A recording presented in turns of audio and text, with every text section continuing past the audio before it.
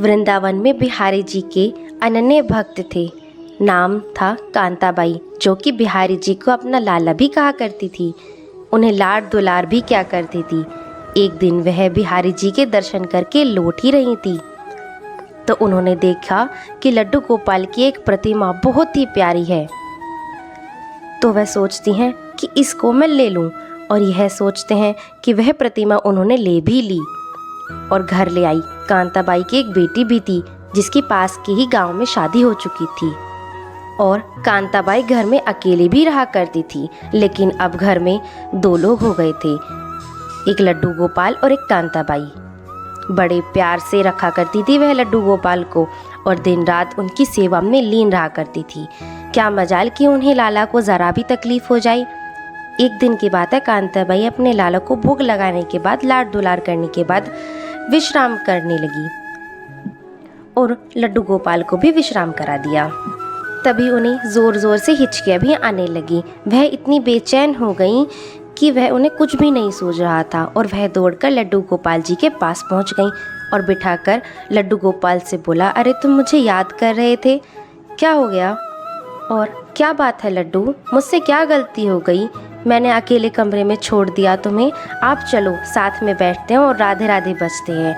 ठीक है, ऐसे बात करने लगी, और अचानक तभी कांताबाई की बिटिया उसके घर पर आ गई, जिसका विवाह पास के ही गांव में किया गया था। फिर तभी कांताबाई की हिचकियाँ भी रुक गई और उन्हें अच्छा भी महसूस होने लगा। तभी कांताबाई ने अपनी बिटिया को सारा किस्सा सुनाया कि वह कैसे हिचकियों में बेचैन हो गई थी अभी।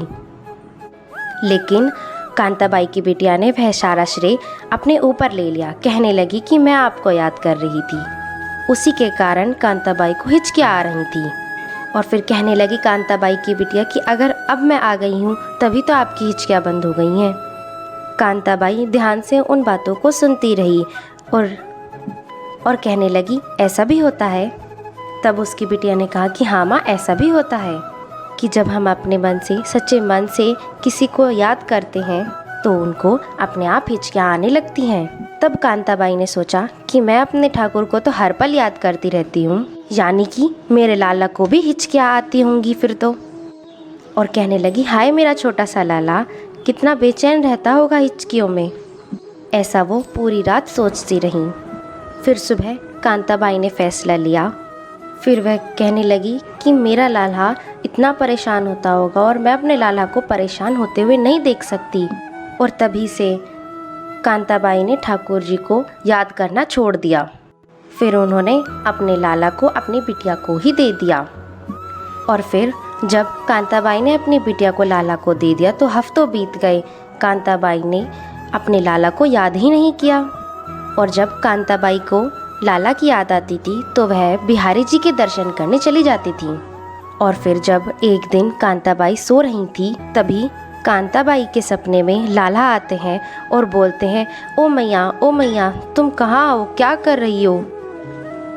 कांताबाई फौरन जाग जाती हैं। तभी वह उठकर राधे राधे करते हुए रोने लगती हैं और कहती हैं कि लाला मेरे प्रभु, आप तो उनको भी नहीं मिल पाते जो समाधि लगाकर निरंतर आपका ध्यान करते रहते हैं।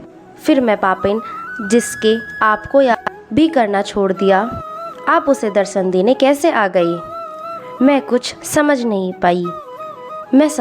पाई। बिहारी जी तभी मुस्कुराकर कहने लगे, हे माँ, आप तो बहुत भोली हो। कोई भी मुझे याद करता है तो उसके पीछे किसी वस्तु का स्वार्थ होता है, या फिर कोई साधु याद करता है मुझे तो उसके पीछे भी उसका मुक्ति पाने का, भक्ति या मेरा प्रेम पाने का स्वार्थ छिपा होता है। लेकिन धन्य हो माँ, आप मेरी पहली भक्त हो जिस पर मुझे याद करना छोड़ दिया कि कहीं मुझे हिचकियाँ आती हैं होंगी और मुझे कोई तकलीफ़ न पहुँचे। मैया, मुझे मेरी इतनी परवाह करने वाली मुझे मेरी पहली माँ मिली है। तभी बिहारी जी ने वरदान दिया कांताबाई को। तभी कांताबाई अपने शरीर को छोड़कर अपने लल्ला में ही लीन हो गईं। इसीलिए कहते हैं कि बिहारी जी आपके किसी चढ़ावे के भूखे नहीं हैं, वह तो केवल आपके प्रेम के भूखे हैं। उनसे बस जितना हो सके प्रेम करिए। राधे राधे। जय श्री कृष्णा।